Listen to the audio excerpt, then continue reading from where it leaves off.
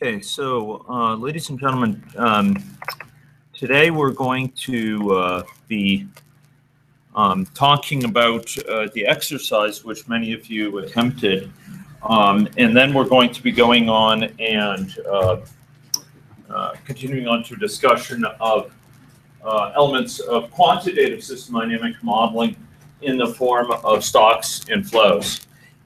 Again, focusing on some hands-on experience within that area.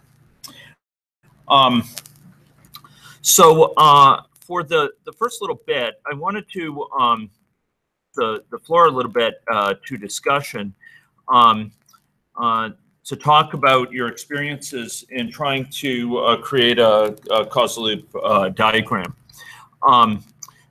Many of you had spoken with me about your diagrams or your challenges in building them. And I wanted to get a sense as to how you felt that that the experience went.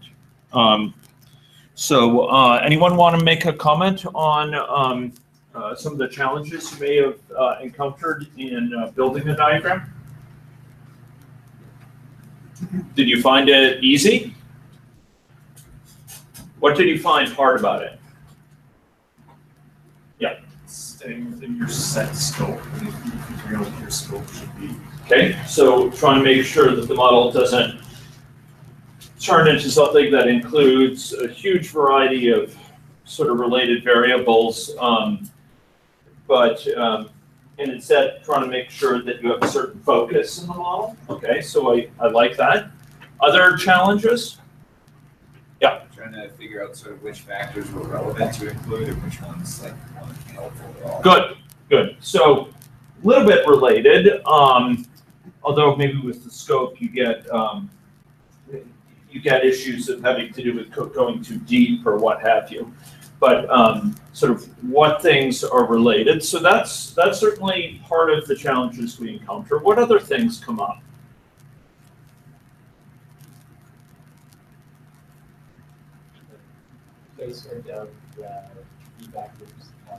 Okay, yeah, like where to place them on the screen and sort of how to avoid it getting really tangled up. I find myself redrawing. Not redrawing from scratch, but moving the diagram around and shifting the relative positions so it doesn't become too gnarly, too messy in terms of its depiction with too many things crossing or lines going behind variables and all sorts of stuff like that. Okay, anything else? Incidentally, that's one reason that Eric has mentioned why doing causal loop diagrams on an electronic surface is more convenient often than doing them on a board. There's a lot of causal loop diagrams that are actually created on large sheets of paper or on boards like this one. And often what you find is they become distorted over time with clusters of variables scrunched up in certain areas and oddly curved arrows, and they become, in short, very messy. You get crosses out of things on sheets of paper. It's really, really messy. And there's a whole cottage industry within system dynamics of building these diagrams on butcher paper or on flip charts or what have you, using technologies like sometimes they use strings to connect variables or elastic elements. They find ways to put arrows on the end of it. They use markers, and none of it is terribly satisfactory. We do quite a bit of work with building tools electronically like Google Docs, which allow people to compose these multiple people at a time from worldwide in a way that can be dragged around, etc. And AnyLogic has, I'd say, half decent facilities for building a model on your own. There are some other challenges, though, that come up. I mean, one thing that I find is just getting the right naming of the variables, like getting the right designation for what I'm putting down is often difficult, or it's not easy. and I find myself sort of iterating about how to name it so it's short but pretty clear. Another thing I've run into from a lot of students is that they'll have problems because it seems like everything needs to connect to everything else. So, you know, you'll have things in a given area, and right, or connecting things. You'll have things in a given area that are on the same diagram, and you end up getting a, you know, if this is 5 elements, you get a K55 graph, as it's called, which is, you know, everything is connected to everything else, and that's not all that. I mean, it's typically not that helpful at all to just say, well, everything is connected to everything, and you know, that's it.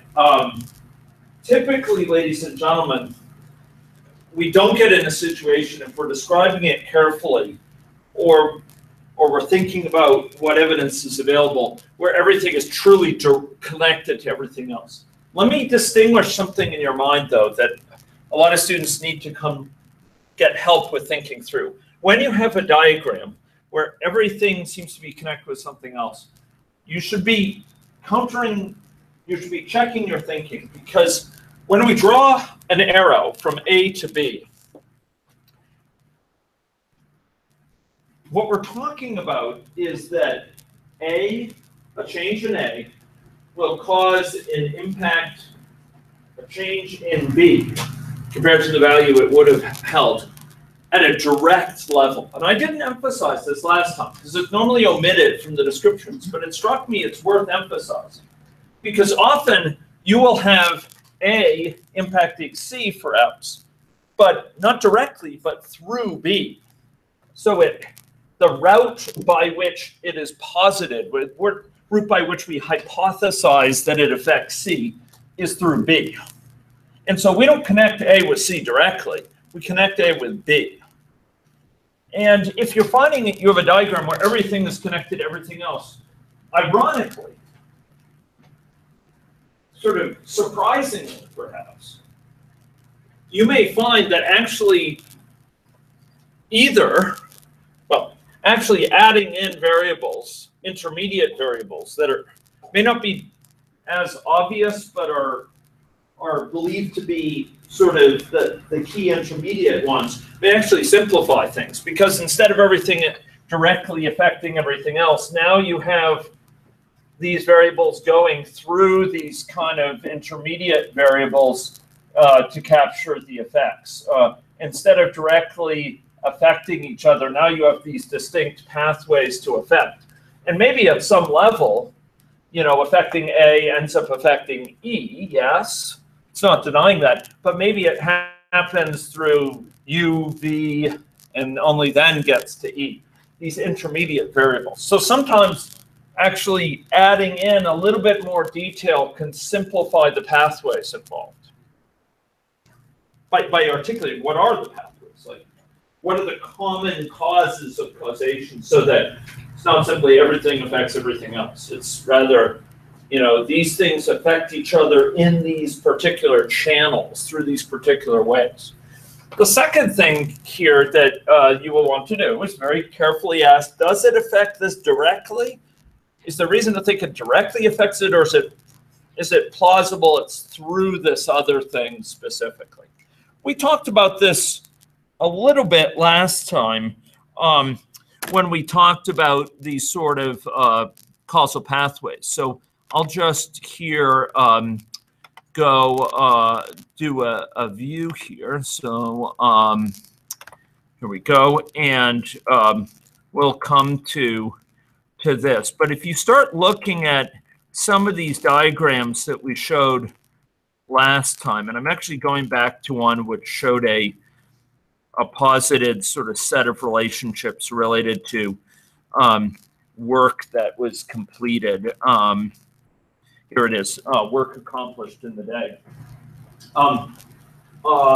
So here you'll notice that I'm going to get rid of this this sort of annoying little thing. Whoa, okay, because we'll just do hide. So it is there. So I'm saying overtime affects work accomplished per day through multiple pathways. One of them is through fatigue, and that I argued went through efficiency. As in efficiency is amount of work per hour you work, okay? Per hour that you're working. That's what I mean by efficiency. Or it's not productivity like on the part of the whole day. It's on a per hour basis, am I as efficient? And I'm saying fatigue, I posit, affects work accomplished per day predominantly through efficiency. Now you could take issue with that. You could say, well, wait a minute. It doesn't only affect it through efficiency. It also affects it because I'm more likely to engage in idle chatter while I'm really tired, or more likely to sort of make silly little mistakes. And you could say that's not really covered by efficiency. And you could have a discussion there, but the point is, this is trying to articulate pathways to effect. It's not simply saying overtime affects work accomplished per day. It's saying how. And it's not merely saying fatigue affects work accomplished per day. Maybe it's through efficiency. So we put down these variables. Now there was another question which came up in discussions with students, and I'm trying to find the particular diagram where it came up. I believe it was a later one here, and fundamentally, it was a question about if we have several variables and we have something like A affects B, and B affects C, and C affects D, and we have something like this. Actually, I think it was my my arms race example, which I don't have handy right now. And we had something like a plus for the first link, a minus for the next link, a plus and a minus. There was a question of where did I come up with the sort of the polarity for the entire loop that was so illustrated? The polarity for the loop comes from the product of the signs. So if you have one negative, only one negative in the whole thing, it's going to be a negative polarity. If you have two negatives, they're going to be canceling out. If you have three negatives, it's going to be negative again. It's like a product of sign. If we have a negative number times a negative number, it's a positive number. If we have a negative number times a negative number times a negative number, it's a negative number. Okay. So that's how we deduce the polarity associated with the loop. Now, when deducing this, I want to emphasize, when thinking this through, what a plus and a minus means, because it's easy to be confused about this. And each year, I find students at the time of the exam getting a little bit confused by this. Not all students, but some. And I want to emphasize a point about negative and positive polarities, like those depicted in this diagram. Okay, I'm going to point out just these polarities here. For example, we have a negative polarity between context between susceptible and infected in the upper part and susceptible individuals. And that minus has a very particular meaning. Can anyone explain to me, sort of articulate from my last lecture, what does that minus mean associated with that link? Anyone? If I have a link from A to B and it's associated with a minus polarity, what does that mean? Remember, we phrased it in terms of a change state. If A were to increase, what would happen to B? Decrease compared to the value it otherwise would have had if everything else were held equal. Here, there's nothing else that affects susceptible individuals, so that last little bit isn't as important. Okay. Now, the flip side of that I want to emphasize is you could say that, okay, as A increases, B decreases, or compared to the value it otherwise would have had. Or you could say when A decreases, B will do what? Increase. So really you can think of a negative connection, a minus, as being, some people like to write it as opposite. They write it with an O to mean it moves in the opposite direction. If the source A goes up, the destination B goes down. And if A goes down, B goes up, compared to the value it otherwise would have had, all of the other things being equal. And a plus connection between A and B would mean what? A and B will move in the same direction. So we write it as S. Some people prefer to use that. I'm perfectly happy if you want to use those instead. Instead of writing a minus, you use an O, meaning they move in opposite direction. Instead of a plus, use an X to indicate they move in the same direction. That if A goes up, B goes up. And I mentioned this a little bit last time. It turns out some people have a very strong viewpoint on this. They say you should only use O's and S's, or you should only use minuses and pluses. There's whole articles written about this. I'm actually not, I don't have a dog in that fight, but I would suggest use what helps you think it through most clearly. And please do not come away with the notion that if A goes to B with a positive, it means somehow that, you know, A is always raising the value of B, making it bigger. No, it just means that if A goes up, B goes up. If A goes down, B will go down. It doesn't always mean that A is constantly increasing B. Does that make sense? So this is a very important point in interpreting these diagrams. And this is why two negative links, if you have two negative links, say A goes to B and B goes to C, and both are negative links. They don't have to be in a row, but here I put them in a row. The net effect is, if we think of these as opposite connections, it becomes pretty clear that if A goes up, C will go what? Goes up, because if A goes up, B goes down, goes in the opposite direction, and therefore if B goes down, C will go up.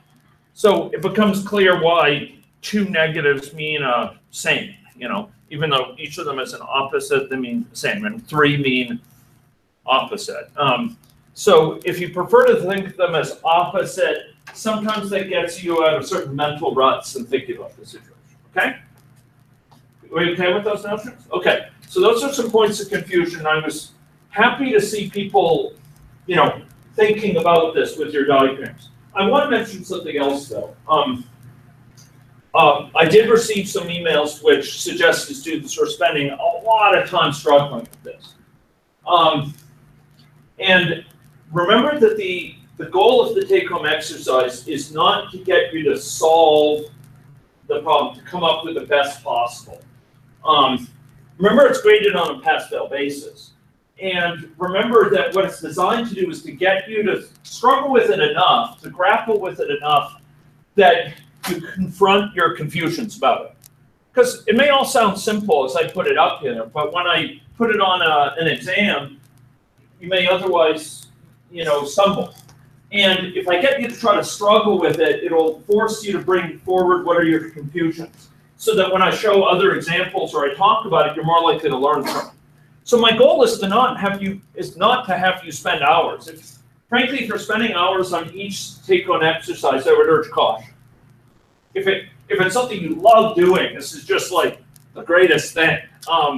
You know, far be it for me to get in your way. There are people who make their lives building these diagrams with communities, with high schoolers, with people in the health sphere. That's what they do. And if the spirit moves any of you, you know, that you want to immerse yourself in it, I think that's great, and I can provide you resources to do that. But you know, if you have other priorities, you know, if you work for an hour on one of these take-home exercises, you've gotten more than enough sort of experience working with it. And don't feel bad if you have to hand it in, you haven't you know, you haven't finished it to your full satisfaction, because hopefully the lecture like this will be designed to give you some extra pointers to get you out of your ruts and so on, okay?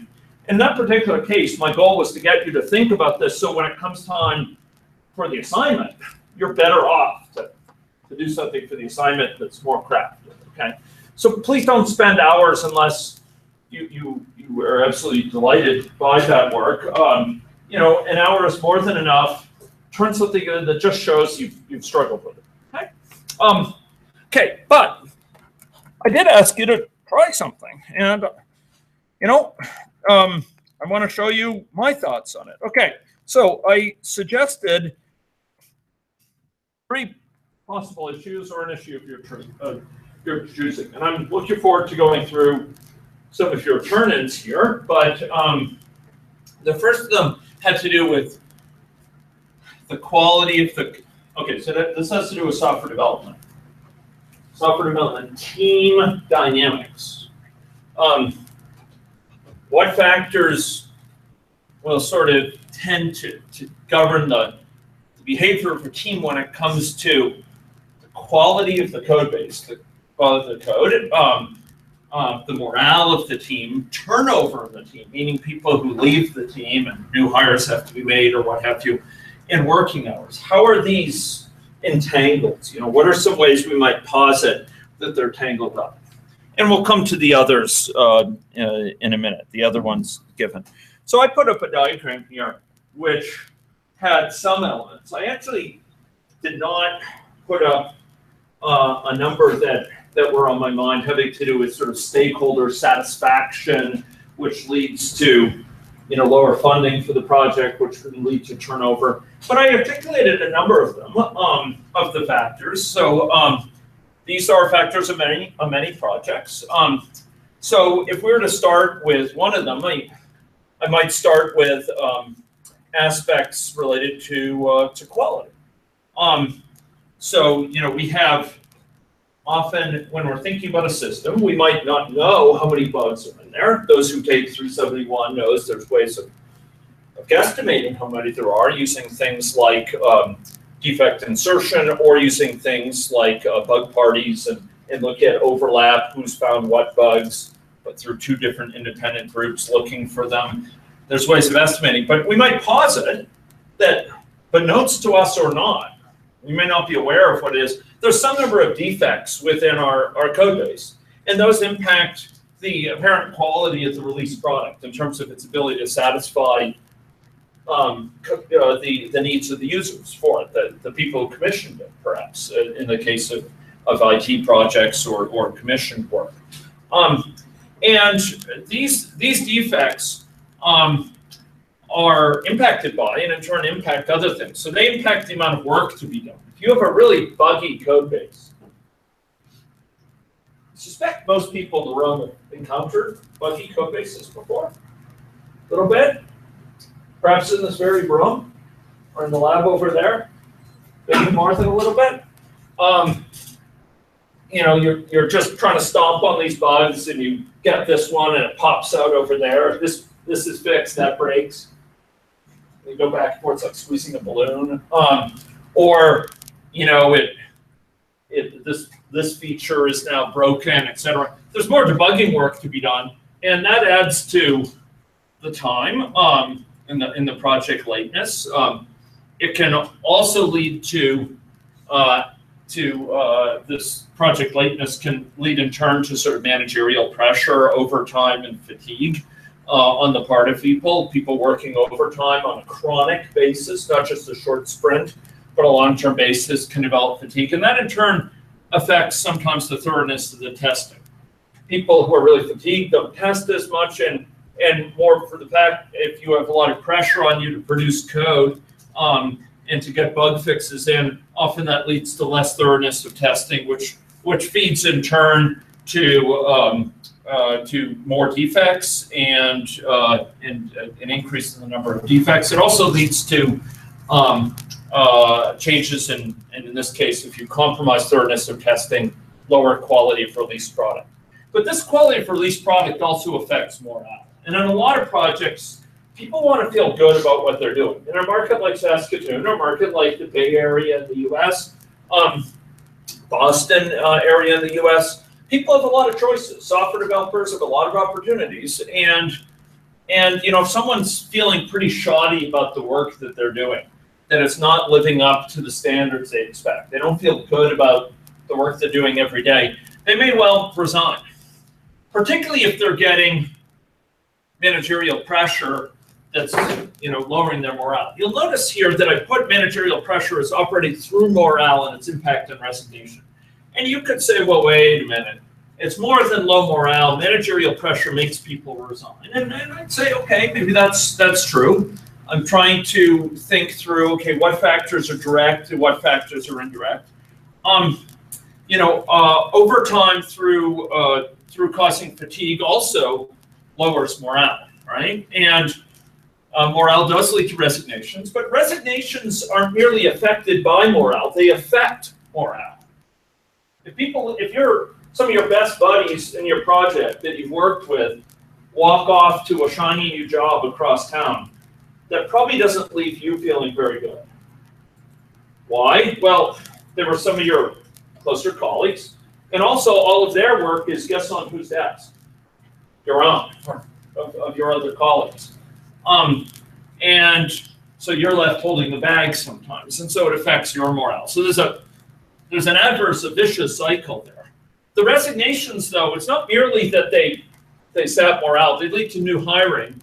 And with new hiring comes the need to run interviews, which takes time away from your work. And a lot of the people you interview may not come. Those who do come need to be trained. And guess who's responsible for training them? Often it's the most experienced people on the team, which means the productivity of the team further goes down because you got to onboard these people. You got to bring them into the team and get them going. And that leads to less work accomplished per day.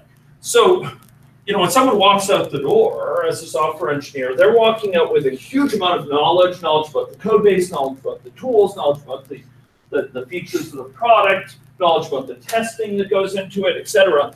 And you've got to onboard someone to bring them back to that knowledge later. And that leads to a lot of loss of potential productivity and lower work accomplished per day. Now, managerial pressure here is a key decision point. This is one of these places where making good decisions as a manager or not can lead a team to go to hell in a handbasket in a year, or it can lead a team to pull through adversity. If the pressure is put on for overtime on a chronic basis and fatigue sets in, that sets off this sort of compromises to the code base quality. And it happens through several particular mechanisms.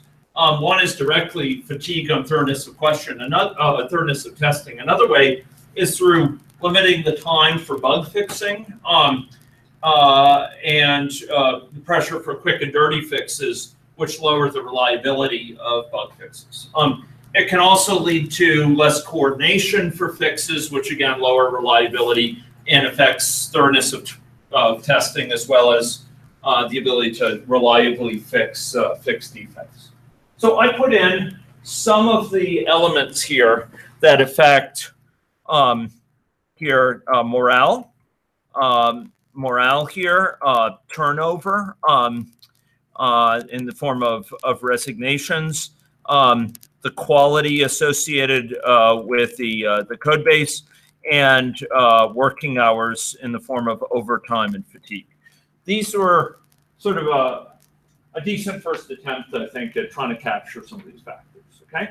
And I didn't have time to do it for this class, but if we were to go through, what we would find is that there's many feedback loops involved in this. Many of them are positive feedback loops. Does that mean it's good? No, it means that you go off the rails, you go more and more off the rails very quickly. Now, what are the balancing feedbacks here? What are some of the balancing feedbacks that keep a team resilient, pull it together, help it resist those centrifugal forces, help it be elastic, pull back when forces are on it to pull it apart? What are some of the things that can keep a team together?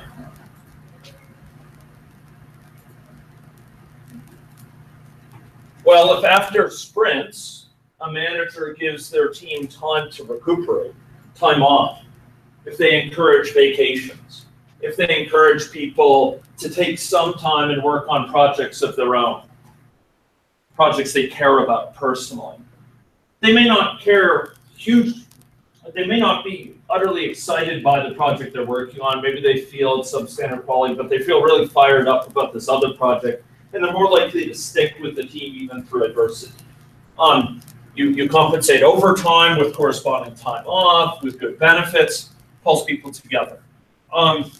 You have a team that encourages people to relax out of work, to take time off for activities even during the workday that help them relax some, going to the gym, doing yoga classes, whatever it is, playing volleyball, whatever it is, you find a way to sort of lower the stress levels and enhance the morale.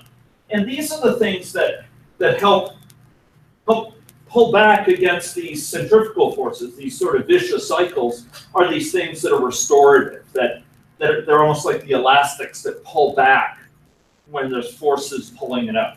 And if you don't have that, it'll go nonlinear and it will rip apart, and those elastics won't be enough, and the system will fall apart. And I've been in teams like that, which have been very resilient for a while, but at some point managerial dysfunction just tears them apart. So there's this whole balance going on between, these centrifugal forces associated with these vicious cycles and these restorative forces. And one of the worst things a manager can do is to disrupt the restorative forces, to sort of interfere with the people's ability to take time off to relax, interfere with the ability to take some vacation, take some time to pursue things that keep their morale high. That they get in the way of them taking that time to go to the volleyball game every day, or go off to gym class or what have you. In the interest of short-term efficiency, they say, no, I want you at your desk 12 hours a day. That's when hell can break loose. And it can break loose very quickly because there's not that restorative force. Okay, let's talk about poverty and substance abuse. Well, this is one thing. Okay, let's think through sort of evidence with substance abuse. Okay, what is substance abuse effect related to poverty? Well, if we think about its impact on poverty, the way I think about it is it's mediated by a set of factors. And I'm not an expert on this, but I know enough that I put down some that seem to be sensible, and I want to talk with a stakeholder who's much more knowledgeable. And the point is, if I bring a diagram like this to someone, I get a lot more understanding than if I just went in there and had a conversation with them. Here I can sort of point out my current understanding, and they can say, no, this is wrong, you really got to correct this. But one way is through stigmatization. So if someone's known to have problems with opioid addiction, they may be stigmatized as a drug addict or something, and it's hard for them to get a job because they have this stigma, perhaps in their small town, that carries with them. But there's no denying that in many cases, substance abuse can limit capacity for productive work. People fall asleep on the job, or they're unable to reliably discharge their job because of their drinking or what have you, and it lowers employability because of that. In other cases, certain types of jobs, think construction, etc., there can be risk of injury and accidents that can impair health, and that can lead to lower chance for employability as a result. So this should actually be, yes, this plus is with the one between nutrition and health, and the minus is the one for risk of injury to health. And this lower one is risk of injury and costs. Now, health affects employability and through that poverty, but there's also some impacts associated with costs. In our healthcare system, pharmaceuticals are not covered by many by the provincial plans unless you have extra coverage for many types of pharmaceuticals. Costs can also be associated with injuries that aren't covered fully by our medical system, And as a result, cost can lead to poverty as well, associated with sort of recovering from injury and accidents. What also happens, though, for a lot of individuals is that a combination of health and effects of poverty lead to sort of a great deal of stress in their lives and depression or dysphoria, sort of a deep sense of sort of hopelessness, which leads people to take some of the substances to try to escape from those adverse feelings, and that worsens substance abuse. So these are some ways in which poverty is tied up with substance abuse. And it's not just all of these affect poverty, there's actually feedbacks from poverty to some of these. Okay? You see that here, as well as in the previous slide, I articulated what I call causal pathways. So I asked, how does managerial pressure, for example, affect morale? Well, it's through several pathways. One is through presence of overtime, I posit. One is through overtime fatigue, and fatigue lowers morale. But another way is through effects that end up affecting sort of the quality, which also lowers morale independently of those other factors. These are different pathways. Here we have multiple pathways to affect. And really, when you're building these diagrams, you want to make sure they capture pathways like this. Does that make sense? Pathways to affect and that's why I was saying before, it's not simply A affects B, C, D, E, and B affects A, C, D, E, and everything affects everything else. There's structure to it. There's an orderliness to it. They affect each other, perhaps, yes, but through a set of common sort of channels often. Okay, now, last time we built in this room with AnyLogic, and I'd like you to call up AnyLogic for our next little bit here, we built a representation of arms races, of an arms race. And I challenged you to think about something, because can anyone explain to me, what was the paradox here that I asked you to try to think about? So here we see a depiction, and it's an elaboration of the one we built last time. I actually did this one in this thing called Events and PLE that makes it a little bit, that prettifies it a little bit, makes it a little bit more pretty. What's sort of the paradox that I posed about this? Anyone?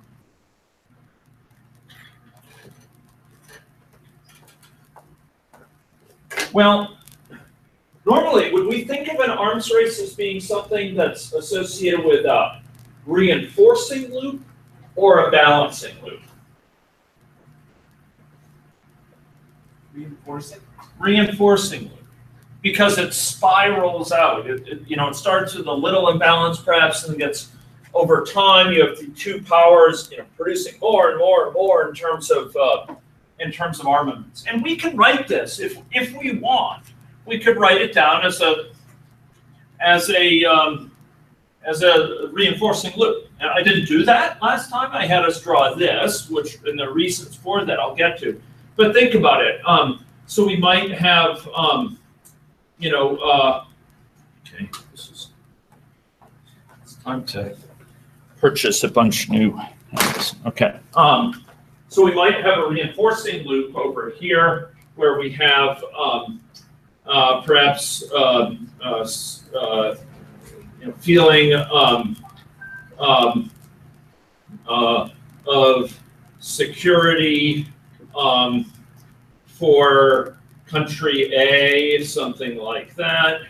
And then we might have armament building for A, and if armament building goes on for A, it might impact feeling of security for country B, something like that, and that might end up affecting armament building for B, for country B, and that it ends up affecting security for country A. So I want you to analyze this with me. Please go through and analyze this. So Feeling of security for country A. As that rises, does armament building for country A tend to go up or down compared to the value it otherwise would have had? All those things. Yeah. It tends to go down, right? Because if you're feeling more secure, you don't feel you have to build as many armaments, right? Yeah? Okay. Or if you're feeling insecure, you build more armaments, typically. Okay. Okay. As armament building for country A goes up, does feeling security for country B go up or down if they're rivals? If armament building for A goes up, if you have the USSR building, the Soviet Union building lots of nuclear weapons, does the US feel more secure or less secure? Less. So it's a negative there. Okay, as feeling of security for country B, here the US goes up, would armament building for the US go up? If we think about that link in isolation, as the feeling of security for the US goes up, does the armament building for the US go up or down? Down, exactly. And as armament building for the US goes up, does the feeling of security for, so if the US is building more nuclear weapons, would the feeling of security for Soviet Union go up or down? Down, that's right. Here we have a loop, and it's composed of how many minus? It has 4 links. Each of them is a negative. What does that lead to for the polarity of the whole loop? It's a positive loop. It's a reinforcing loop. I could have drawn that last time. I could have had you draw that last time. Instead, I drew the one on the board. And the one on the board is more subtle. And it's going to come to something we're going to examine in another 2 or so lectures. But it has to do with the fact that if looked at in a very narrow, short-sighted way, which many of us are prone to in the world, each country is acting in what seems like a rational basis. It faces a threat in that the other country has more arms, and so it engages in investments and lower that threat, lower the gap, as it were, between what that country has and what I have. Taken on its own basis, it's a negative feedback loop. They try to react to this threat, take change to lower the threat. They take change to lower the gap. That's a balancing type of situation left on its own devices. It's one that seeks a kind of equilibrium. It's one that seeks a balance. It's one that seeks a sort of regulatory character. It seeks to regulate. So here, each of these countries, if you ignored the effect on the other country, it seems to be sensible. You know, we're behind in the arms race, we need to grow more weapons. It might seem on its own terms to be a regulatory action. And the same thing for the other country. But their combined effect, ladies and gentlemen, is that of a reinforcing loop, right? Last year, I'll share with you. Last year, I was honored the CSSS at the Department of Computer Science at the award banquet. I received an award, and it told me I had the highest number of step counts per lecture of any professor in our department. And you know, I was honored by that. I have it in my office. You know, I don't think anyone in the history of the department has ever received that award, and that's great. This year, though, I'm hoping to do it one step better. No pun intended. I'm hoping to get the most steps run within a lecture as well. Okay, and so you know, win one for the Gipper folks. Okay. Okay, so here we have these 2 balancing loops, these 2 regulatory loops. But I challenge you here to think a little bit about why do these yield? Each of them is balancing. Why does it yield a reinforcing loop for the whole thing? And I told you there was a missing piece we didn't have time to put in. Like Fermat's last theorem. You didn't have the space in the margin to put in the extra little bit. So I promised you, unlike Fermat, I'd fill in the missing piece. And so the part that was missing was actually something that we often put in regulatory loops, and it has to do with a sort of a reference point, a threshold associated with that loop. Because, ladies and gentlemen, regulatory loops within causal loop diagrams, well, within systems, seek an equilibrium. They seek some particular state of balance. And I'm going to go back here. You may remember this. This is a regulatory loop.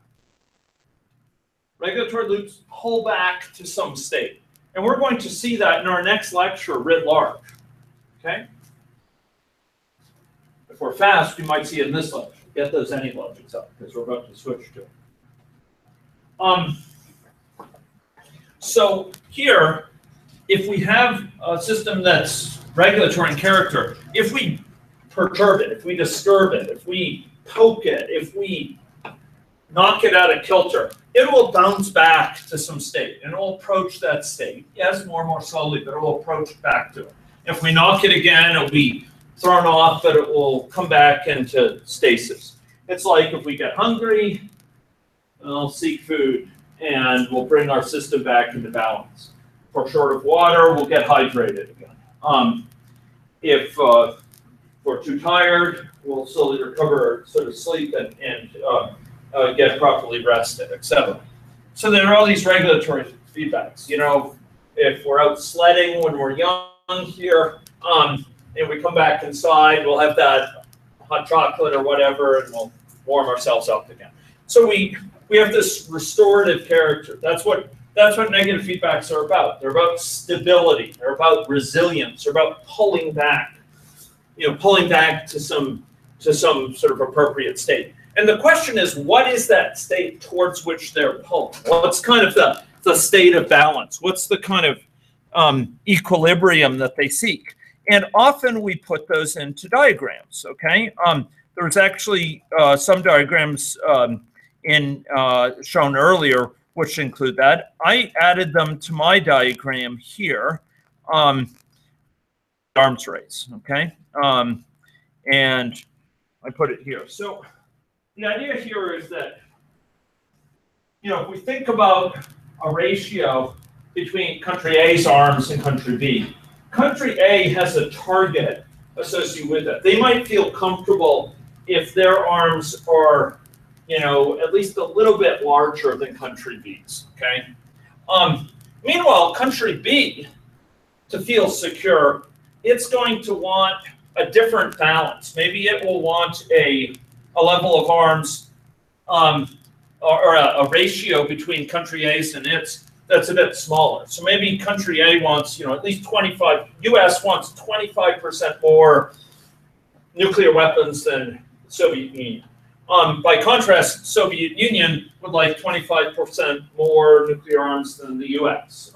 So each of them has a threshold. And if we phrase it in terms of the ratio, US to Soviet Union, US perhaps will want, you know, 25% more, and the Soviet Union is comfortable in feeling secure if their nuclear weapons, you know, are larger than those of the U.S. So U.S. compared to it is no more than 75% of their own. So the point here is that country A's target ratio, the ratio they're comfortable with, the ratio that they're shooting for, is going to be bigger than that of country B. Country A is trying to feel secure, so they want theirs to be bigger than those of country B, and country B want country A's to be less than their own. So generally, B's target will be smaller than A's. So what's going to happen here is we have these regulatory feedbacks, but the regulatory feedbacks can't be considered in isolation. That's the problem we ran into with Lake Victoria. It's the problem we ran into with sea audit, right? We focused on a narrow issue, ignored the whole system, got smacked in the face. And that's what's occurring here in an arms race. So country A says, okay, I want this certain ratio. I want to achieve 25% more arms than the Soviet Union.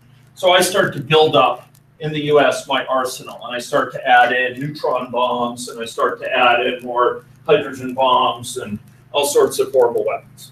So I build those up, and I start building up to a higher ratio compared to the Soviet Union.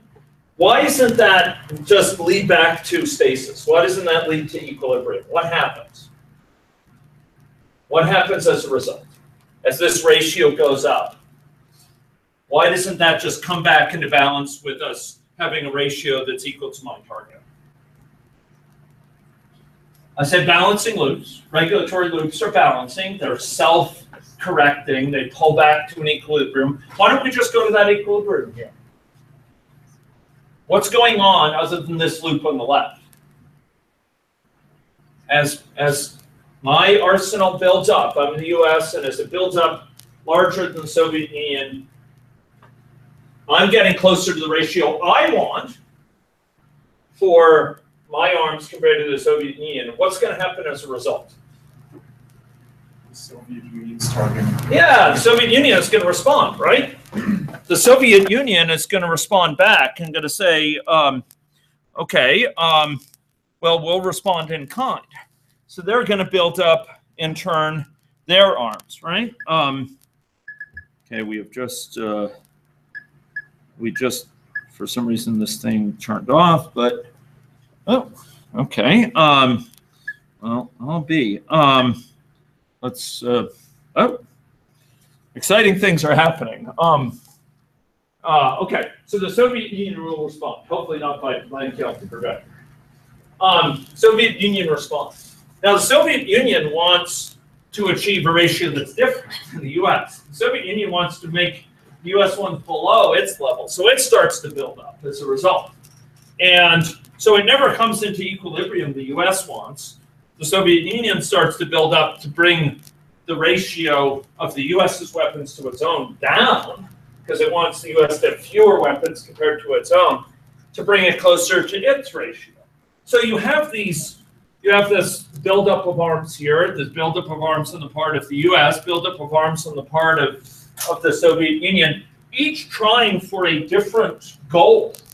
The US's goal having a higher ratio compared to the Soviet Union, the Soviet Union trying to have the US have smaller numbers compared to its own.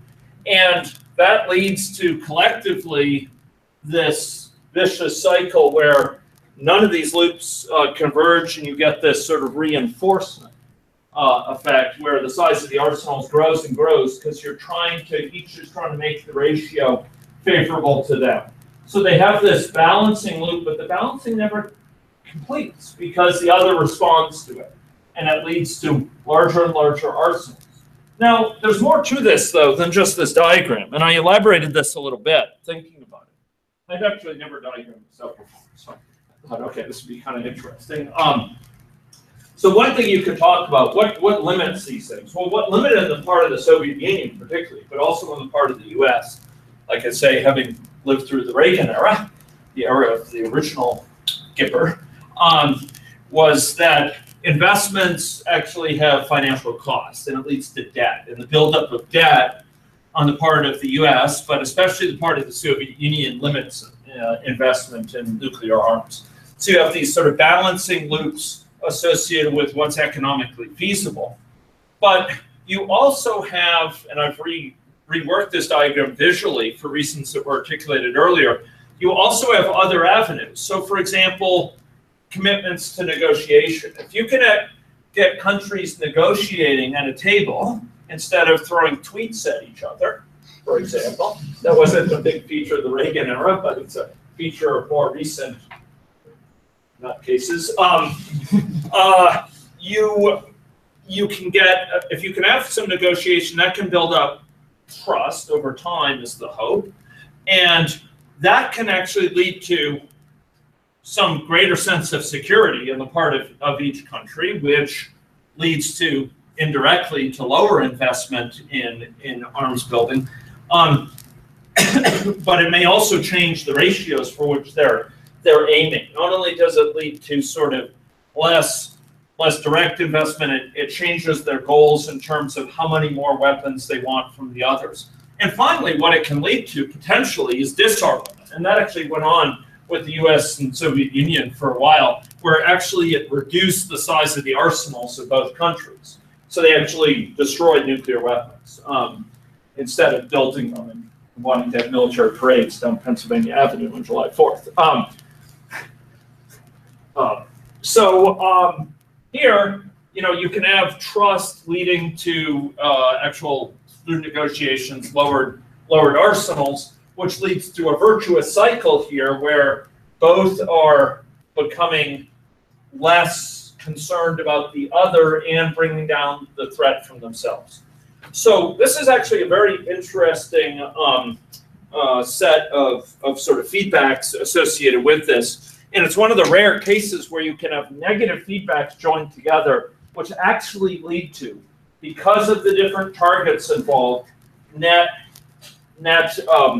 positive behavior. And if I could illustrate that here, what you get is kind of a figure-8 effect, where changes over in the left loop change the ratio, which change things over in the right loop, and you get what amounts to a reinforcing feedback from the entirety of this. Okay, rare case.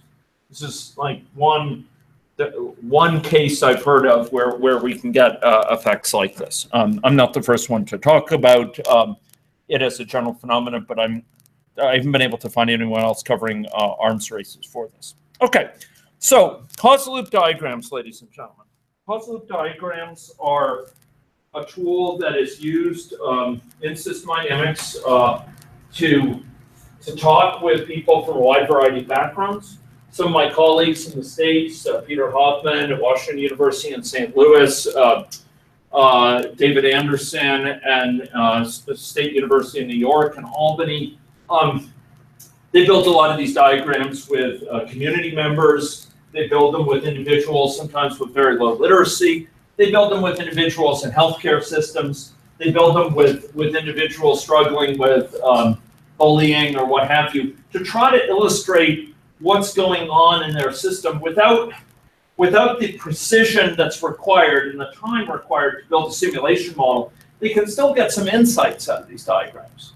And if you work with these diagrams a lot, what you start to find is that there's key points in them. If you could affect this part of the system, you would be able to change all of these different components. Just like we talked about negotiation here, potentially impacting a wide variety of factors, including indirectly investment or perceptions of security, target ratios associated with the sizes of the arsenals. Sometimes you can identify these key points in a system by drawing out these diagrams.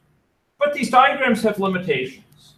These diagrams are somewhat blunt tools when it comes to understanding that key point of interest when it comes to complex systems in general, and when it comes to this class in particular. The dynamics of the system, meaning the behavior of the system over time. We can't go from a diagram like this. I've had fellow faculty ask me, can I take this? Can I run it? Can I run it for you? That's a question for you. Can I run this? Can I just plug it in and say, run? What's missing to allow me to run it?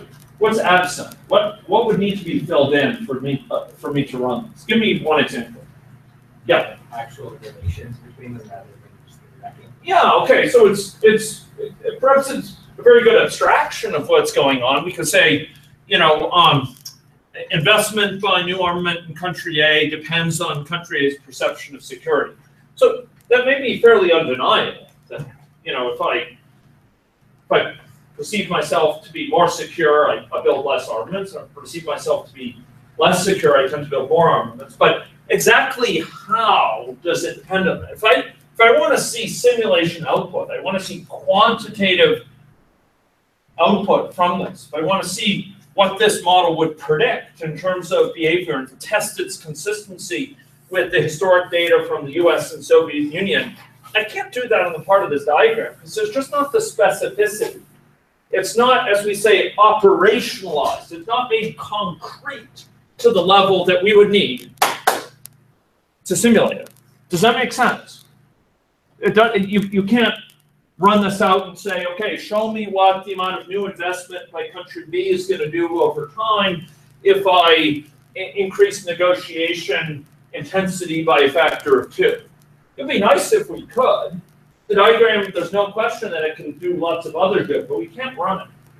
A diagram like this can bring together people from a wide variety of backgrounds, get a conversation going, get them to kind of talk about their perceptions of the situation, come up with maybe some consensus view on what's going on. It's very good for that, but there's a limit to how far it can take us. And it is this, ladies and gentlemen, is a threshold that some people do not cross. They stop with these diagrams and what's called systems thinking, qualitative systems thinking. But ladies and gentlemen, this is a threshold which we will cross now. Okay, we're going to go within the next 5 minutes to a quantitative model. And this quantitative model will be informed by and in fact relate to the sort of modeling we've been putting together. And we're going to put together a first order delay. We're going to put together a negative feedback with this one. Okay. And that negative feedback is going to be like the negative feedbacks you see here between debt and investment, or like the negative feedbacks that you see here associated with each of these components in isolation. We're gonna build it in isolation. And the reflection here is, ladies and gentlemen, that negative feedback is going to involve a stock and a flow. Okay, and we're going to shift to that. Okay. First, I want to comment on stocks and flows, and talk a little bit about their role. Because time is limited, I'm going to do so. I'm going to do so by calling up AnyLogic directly, and I will talk you through some of the basic features of stocks and flows whilst this is coming up here. Okay, and here we go. When we create a stock and flow diagram, we're going to be building that diagram out of two fundamental pieces. One thing is something called a stock, and another thing is something called a flow. Okay, a flow is associated, or a stock is associated with the state of the system. A flow is associated with the changes in that state.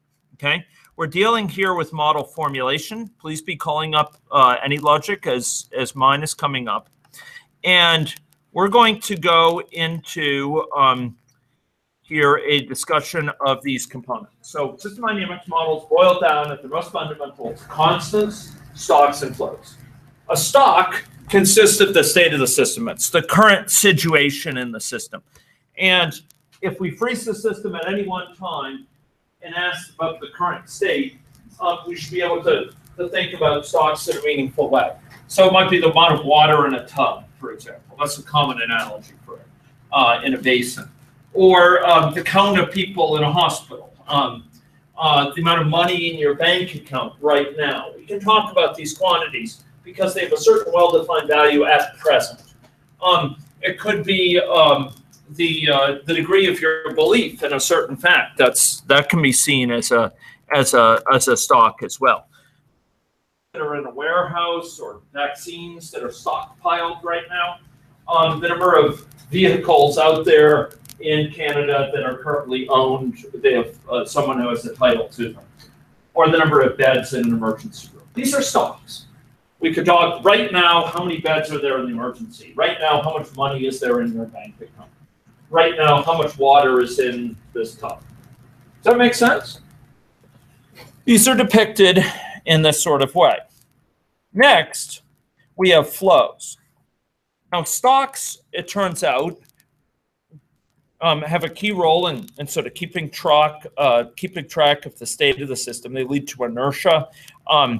They have a certain sort of momentum to them because they don't immediately change in value. They change via this thing called a flow. They have some initial value, and after that, their value is determined over time by a flow, flows in and flows out. Okay, now flows are different than stocks. It's hard to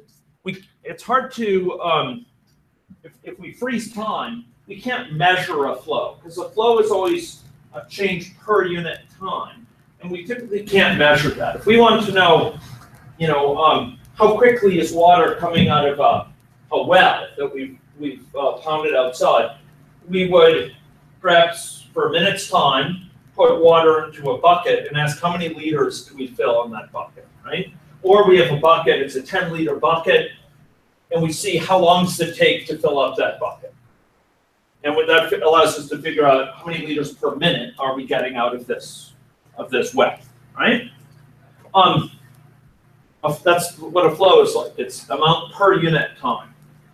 And we could similarly ask, what's the rate at which babies are born in Saskatoon? It doesn't make sense to say how many babies are born in Saskatoon. And if you asked me that and I said 10, you would say, well, okay, but that's not all you have to tell me. Is that like 10 per day? Is that 10 per month? Is that 10 per year? Is that 10 per second? I'll be excited. Right? It's not enough to just say 10. You have to say what are the units of it, and it's per unit time. Okay? So we deal with these things all the time. For your bank account, you have a spending rate. The balance is a stock. How much money is in there right now? But you have a spending rate, right? Maybe you spend, $700 a month between rent and bus pass and, and food costs or whatever. Maybe it's $700 a month. That's a flow. It's amount per unit time, right? Your bank account changes with that flow. There's money flowing in, perhaps, to the bank account. Maybe you're working a side job, and that's that revenue.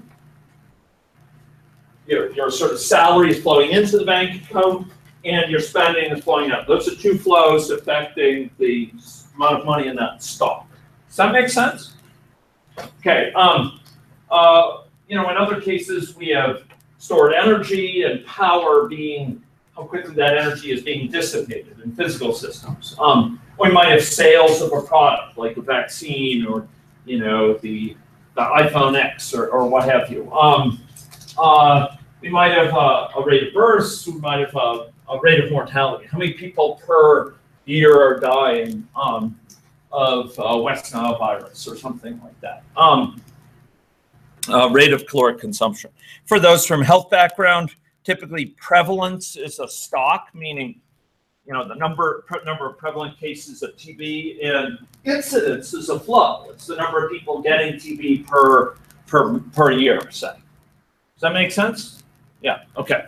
And actually with TB, we're often talking about incidence of TB infection and distinguishing that from active TB. Okay, so stocks and flows. These are the flows in a system.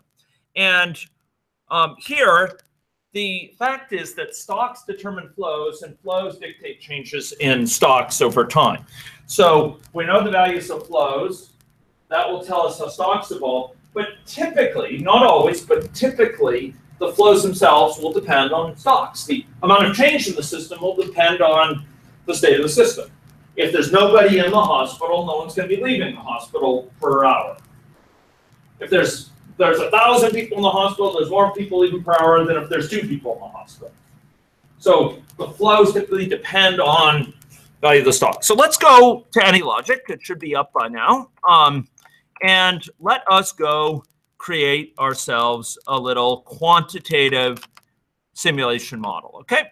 So I'm going to go minimize this, and we are going to go in here. We're going to close our nice causal diagram, which I built last time. We'll say close all here by right-clicking on it. I'm going to do final, new model, and we're going to say simple stock and flow. Okay, and I'm going to make the model time units here be we'll make them be years. Okay, and I'm going to say finish. That setting of the time unit means, so if I give if I want to say, you know, how quickly this is happening, it would be measured in like what per year, for example. If I want to say how long a delay is, it'll be 1 being 1 year.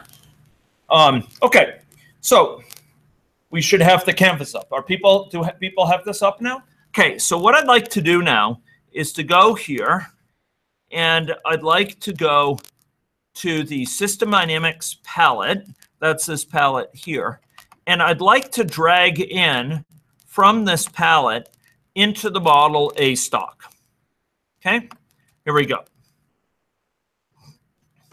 And this stock is going to be some amount of, so it's going to be bank balance, okay? It's going to be the balance of your bank account, okay? And we are going to place, you notice when we put this down, I drag this in from the palette to the canvas, and I'm going to put down for the initial value $1,000, ladies and gentlemen. You'll be the proud owners of 1,000 Canadian dollars. Okay.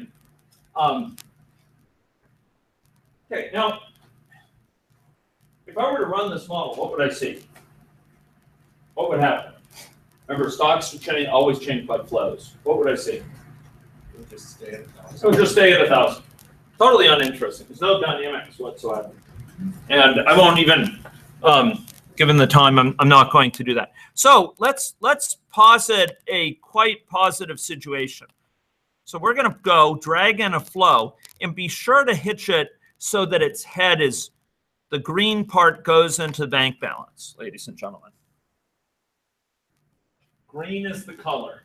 Stocks and flows are the game. Okay. We're all in this together, and System Dynamics is our aim. Okay. So this will be salary. We'll call it salary. Yeah. Okay.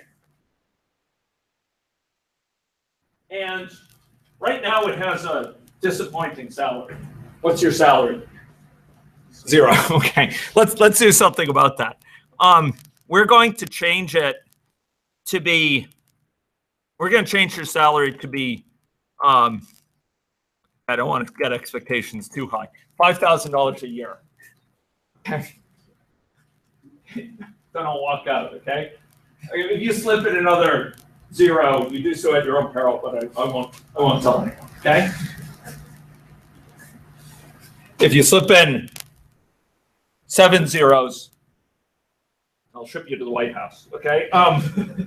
You'll have to join the Council of Economic Advisors. Okay. Okay. So we have $5,000 here. Okay.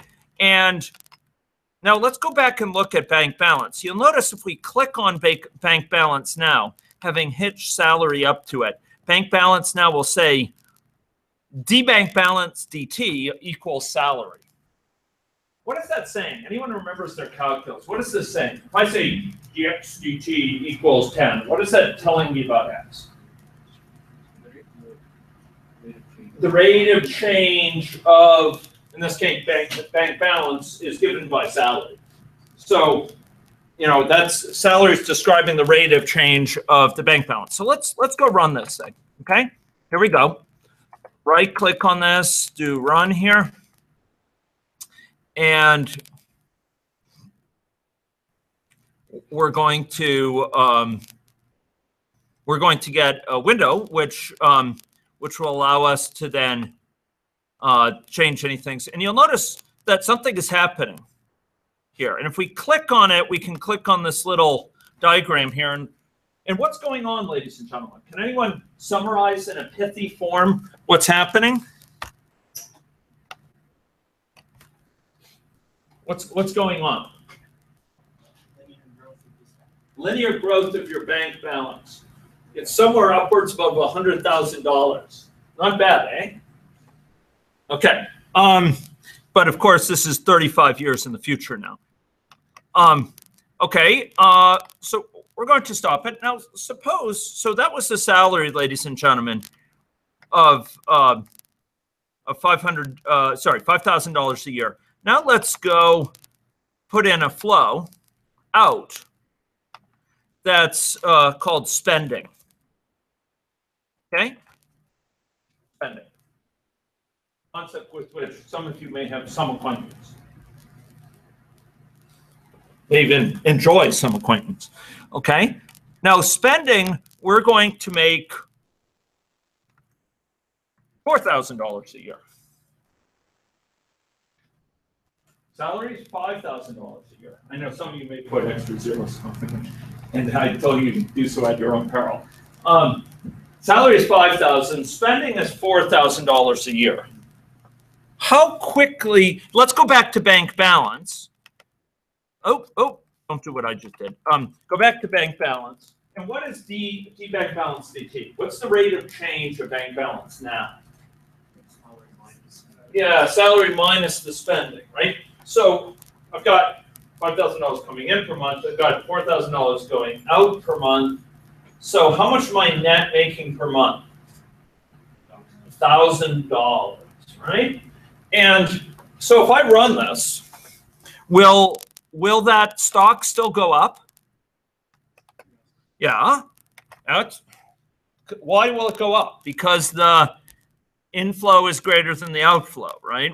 We have more coming in than we have going out. It's like we have a tub. We have water squirting in at 5 liters a second. We have water coming out at 4 liters a second. It's rising at 1 liter a second, right? It's coming in at a faster rate than it can go up, right? And so our bank balance is going up. Is it going up as fast as it used to?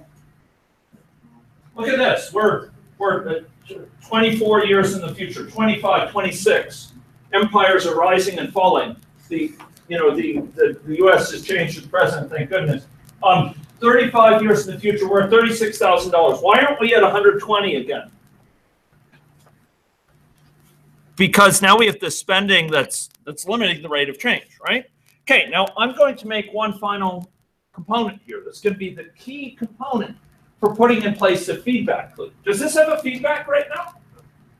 Is there a feedback as that bank balance changes? Is it changing our salary?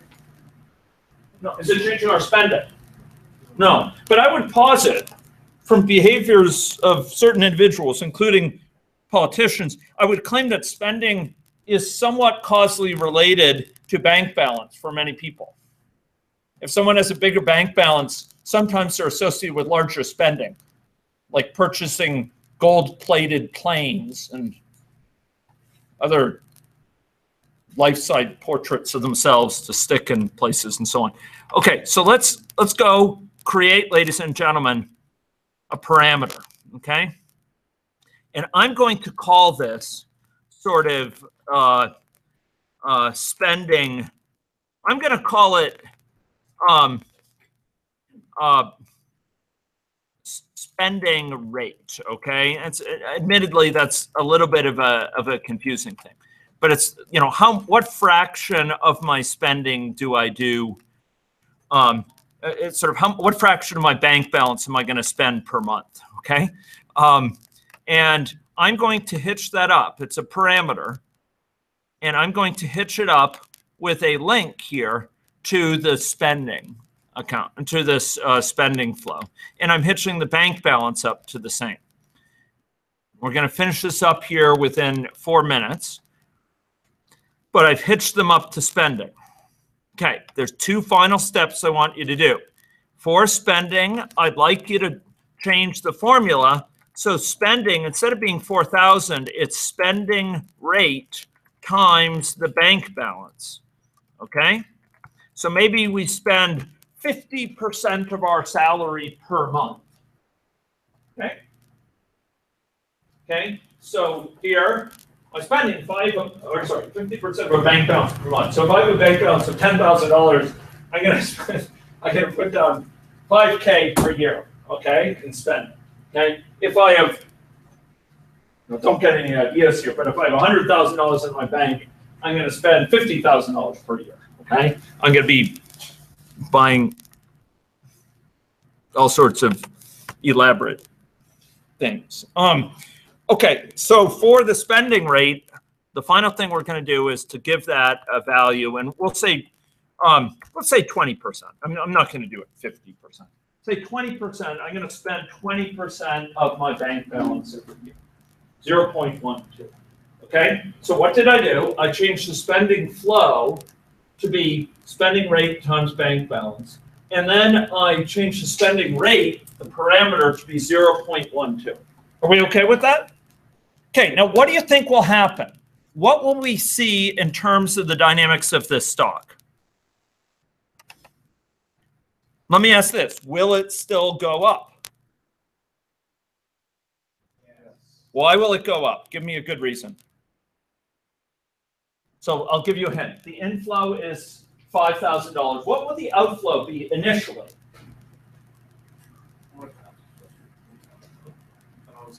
Okay, so the bank balance starts at 1,000.